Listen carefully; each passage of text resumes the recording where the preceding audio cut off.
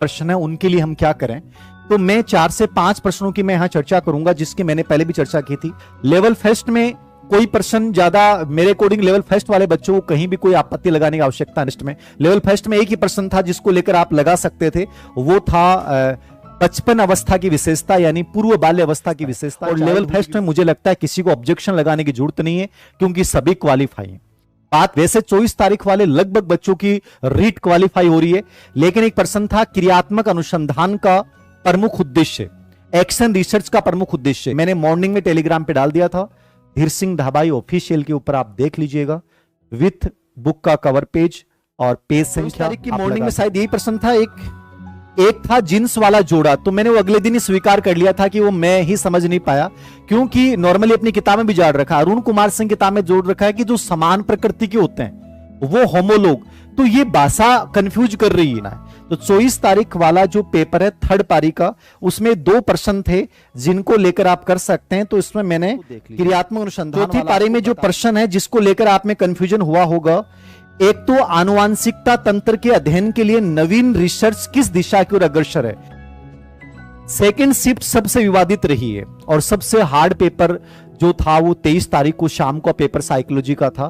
तो कहीं ना कहीं निश्चित रूप से ये बच्चों के सामने साइकोलॉजी में भी कठिनताएं पैदा हुई पूरे पेपर में, क्योंकि हिस्ट्री भी बहुत हार्ड आया। तो साइंस के बच्चों के लिए 23 तारीख का पेपर, इस तारीख वाला जो पेपर था वो ज्यादा प्रॉब्लम क्रिएट कर रहा है। इसके जो प्रश्न हैं उनमें आंसर भी अलग अलग हैं, इनमें मत विभांतर भी अलग हैं। और मैंने कहा कि स्पेशली 23 तारीख को जो एसएसटी का बच्चा बात आती है कि सर जो प्रश्न बोनस वाले हैं, आपत्तिजनक प्रश्न है, उनके लिए हम क्या करें। तो मैं 4 से 5 प्रश्नों की मैं यहां चर्चा करूंगा, जिसकी मैंने पहले भी चर्चा की थी। लेवल फर्स्ट में कोई प्रश्न ज्यादा मेरे अकॉर्डिंग लेवल फर्स्ट वाले बच्चों को कहीं भी कोई आपत्ति लगाने की आवश्यकता नहीं है, ठीक है ना, कहीं कोई लगाने की आवश्यकता नहीं है। तो ज्यादा टेंशन नहीं लें इस चीज को लेकर कि सर लेवल फर्स्ट में एक ही प्रश्न था जिसको लेकर आप लगा सकते थे, वो था बचपन अवस्था की विशेषता यानी पूर्व बाल्य अवस्था की विशेषता, चाइल्डहुड की विशेषता, जिसमें अनुकरण भी मैंने जब पेपर सॉल्यूशन करवाया था तो उस समय अनुकरण भी आया था। उसमें चारों ऑप्शन सही हैं, लेकिन आप ये कहोगे कि सर उसका हमें आपत्ति लगानी है तो कहां से हम प्रूफ लगाएंगे। प्राक टोली आयु बाल्यावस्था को बोलते हैं, और प्राक टोली आयु किसको हो जाएगी, पूर्व बाल्यावस्था। अनुकरण की अवस्था उसको बोला जाता है, एकदम सही है, याद रखना। तो वहां संभवतः उत्तर जो है वो बोनस होना चाहिए मेरे अकॉर्डिंग, क्योंकि टोली की आयु बाल्यावस्था है, इसलिए प्राक टोली आयु बाल्यावस्था होगी। अनुकरण ऑलरेडी मैंने जब व्याख्या भी की थी तब मैंने बताया था कि अनुकरण भी पूर्व बाल्यावस्था की विशेषता होती है और बाल्यावस्था की विशेषता होती है। तो वो बहुत सारे लोगों ने क्या क्या बताया है, उनसे आप प्रूफ मांग सकते हैं। बाकी ये सेम लैंग्वेज आपको किसी किताब में नहीं मिलेगी। प्राक टोली आयु बचपन अवस्था की विशेषता है, और लेवल फर्स्ट में मुझे लगता है किसी को ऑब्जेक्शन लगाने की जरूरत नहीं है, क्योंकि सभी क्वालिफाई हैं। बात करेंगे अपन 24 तारीख के मॉर्निंग में एक प्रश्न था। वैसे 24 तारीख वाले लगभग बच्चों की रीट क्वालिफाई हो रही है, लेकिन एक प्रश्न था क्रियात्मक अनुसंधान का प्रमुख उद्देश्य, एक्शन रिसर्च का प्रमुख उद्देश्य। यह प्रश्न पहले भी छत्तीसगढ़ एग्जाम में माना गया है, यह एमपी एग्जाम में भी आया और स्टेट में भी यह प्रश्न आया हुआ है।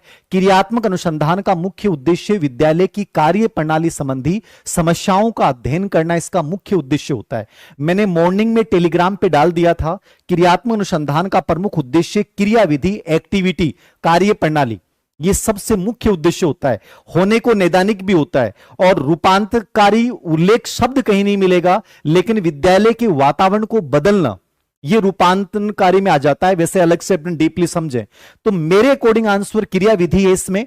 तो ये आपको मैंने सुबह डाल दिया था, पीडी पाठक किताब में भी है, डॉक्टर एसपी कुलश्रेष्ठ की शैक्षिक मनोवैज्ञानिक उसमें भी है, ठीक है, एचसी तिवारी की शैक्षिक तकनीकी है उसमें भी क्रियात्मक अनुसंधान में है, और मनोवैज्ञानिक मापन और परीक्षण की जो एचपी भार्गव है उसमें भी इस प्रश्न को डाल रखा है।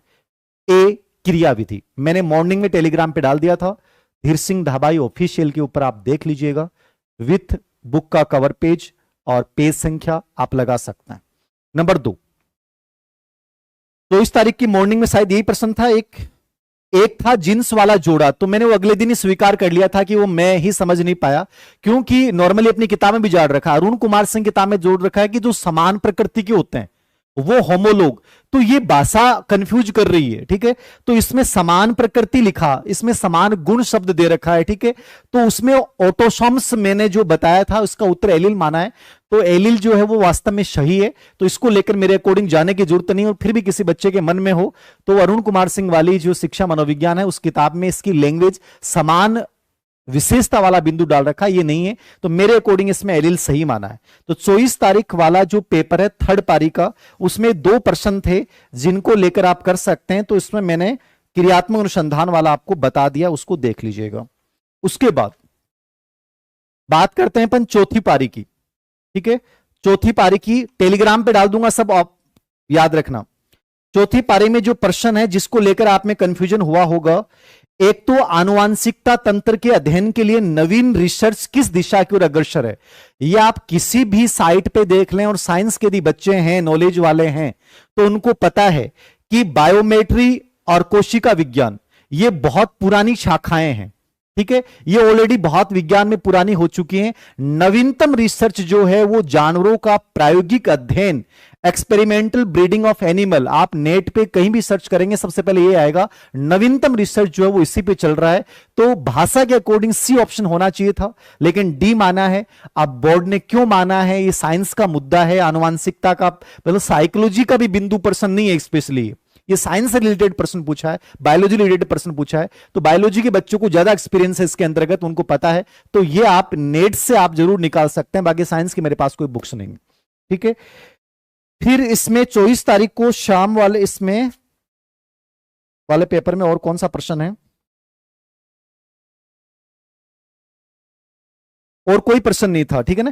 केवल एक प्रश्न था जो बोर्ड ने ये उसमें उपयुक्त सभी माना, और मैंने कहा था कि इसमें प्रायोगिक प्रजनन होता, और मैंने भी इसको नेट पे देख के आप लोगों को उस समय बताया था, डिस्कशन किया था कि साइंस के संगे टीचर हैं उनसे भी पूछा मैंने, उसके बाद ही मैंने इस आंसर की में इसको लगाया था कि ये प्रायोजनिक अध्ययन होगा। 2-5 मिनट रुक जाना बेटा एक बार। सेकेंड शिफ्ट सबसे विवादित रही है, और सबसे हार्ड पेपर जो था वो 23 तारीख को शाम का पेपर साइकोलॉजी का था। तो कहीं ना कहीं निश्चित रूप से ये बच्चों के सामने साइकोलॉजी में भी कठिनाइयां पैदा हुई पूरे पेपर में, क्योंकि हिस्ट्री भी बहुत हार्ड आया। तो साइंस के बच्चों के लिए 23 तारीख का पेपर इतना तकलीफ दे नहीं था। मुकेश छोड़िए, आजा मैं कर दूंगा बंद। 23 तारीख वाला जो पेपर था वो ज्यादा प्रॉब्लम क्रिएट कर रहा है। इसके जो प्रश्न हैं उनमें आंसर भी अलग अलग हैं, इनमें मत विभांतर भी अलग हैं। और मैंने कहा कि स्पेशली 23 तारीख को जो एसएसटी का बच्चा है उससे नुकसान बहुत हुआ है। इसलिए हुआ है क्योंकि साइकोलॉजी हार्ड थी और हिस्ट्री बहुत हार्ड थी, इसलिए कहीं ना कहीं उस बच्चे के साथ अन्याय नहीं होना चाहिए। ये मेरी पर्सनल राय है। बाकी मैं कभी भी अन्याय के खिलाफ बोलता हूं तो आप मुझे ट्रोल करने लग जाओगे, ठीक है। तो वो एक अलग चीज है, टेलीग्राम पे डाल दूंगा, देख लेना इसको। 23 तारीख वाले पेपर की बात कर रहा हूं मैं। शिक्षा मनोविज्ञान में किस स्तर के मापन का न्यूनतम प्रयोग किया जाता है। आप देखिए, वैसे निम्नतम स्तर मापनी जो होती है वो नापिक मापनी होती है, वर्बल मापनी। ये सब किताबों में मैंने डाल दिया था। अब यहां भाषा के आधार पे कहीं ना कहीं ये चीज भी सही है। शिक्षा मनोविज्ञान साइकोलॉजी में किसका न्यूनतम प्रयोग होता है, तो साइकोलॉजी में अनुपात मापने का न्यूनतम प्रयोग होता है, ठीक है।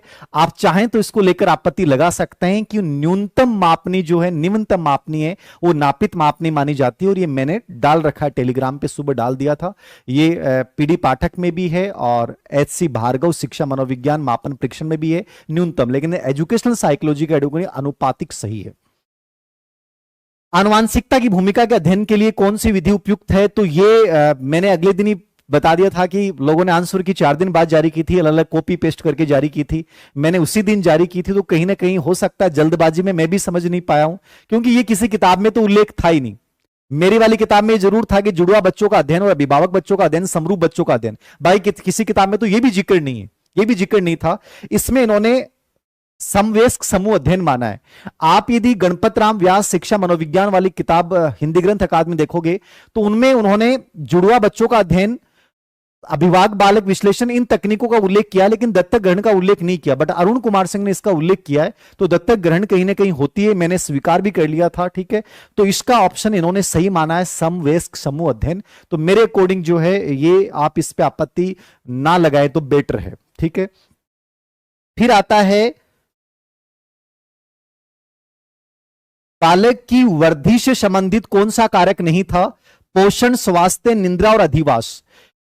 अपनी खुद की किताब में मैंने खुद डाल रखा है कि शारीरिक विकास को प्रभावित करने वाला कारक कौन सा नहीं, उसमें निद्रा और विश्राम डाल रखा है। लेकिन उसके बावजूद मैंने जब सेकंड बार पेपर को सॉल्यूशन करवाया तो मैंने कहा अधिवास उत्तर होना, मतलब इसमें बोनस होना चाहिए, मतलब ये चारों ही सही हैं। ये मैंने व्याख्या करते समय भी क्लियर बताया था और अभी भी फिर बता रहा हूं मैं आपको। यदि साइकोलॉजिकल एटीट्यूड थोड़ा सा भी है, आपको मैंने सुबह मॉर्निंग में भी पीडी पाठक का भी जिक्र भेजा था, और एक वालिया की शिक्षा मनोविज्ञान के सैद्धांतिक आधार किताब आती है, उसमें भी इस बात का जिक्र है। अधिवास, आवास और भौगोलिक स्थिति, बालक की ग्रोथ यानी ग्रोथ में लंबाई चौड़ाई सब आती हैं, लंबाई को प्रभावित करती है, क्लियरली जिक्र कर रखा है। मेरे अकॉर्डिंग ये प्रश्न बोनस होना चाहिए, याद रखना। निंद्रा भी प्रभावित करेगी, पोषण स्वास्थ्य प्रभावित करेगा, जबकि मेरी खुद की किताब में मैंने निंद्रा और विश्राम डाल रखा है शारीरिक विकास को प्रभावित करने वाले कारकों में, याद रखना।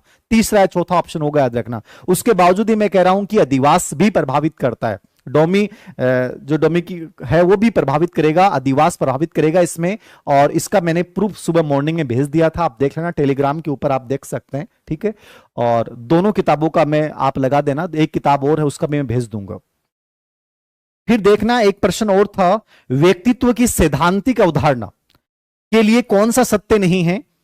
स्थिर, सामान्य, स्थायी और अनूठा। इसमें आरबीसी बोर्ड ने सामान्य माना है। आप इस किताब के लिए मैं आपको अभी भी आप भेज दूंगा टेलीग्राम पे, जस्ट मैंने अभी जस्ट आया हूं मैं, तो मैंने देख लिया इसको। ये जो है किताब है व्यक्तित्व,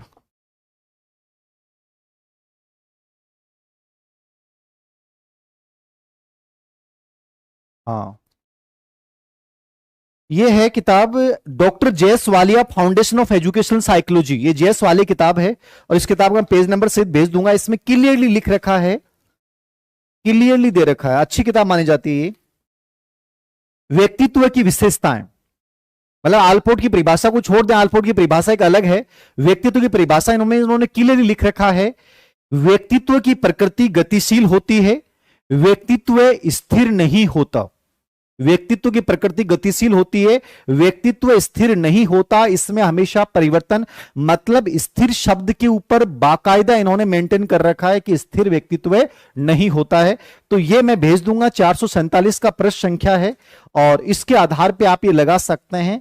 foundation of educational psychology, doctor JS वाली किताब का ये प्रश्न है, इसको आप लगा दीजिएगा, ठीक है। तो ये व्यक्तित्व में सामान्य और स्थायी समायोजन, सामान्य शब्द का इस्तेमाल बोरोन ने किया है, याद रखना, बोरिंग ने किया है कि व्यक्तित्व क्या है, सामान्य विस्थाई समायोजन है।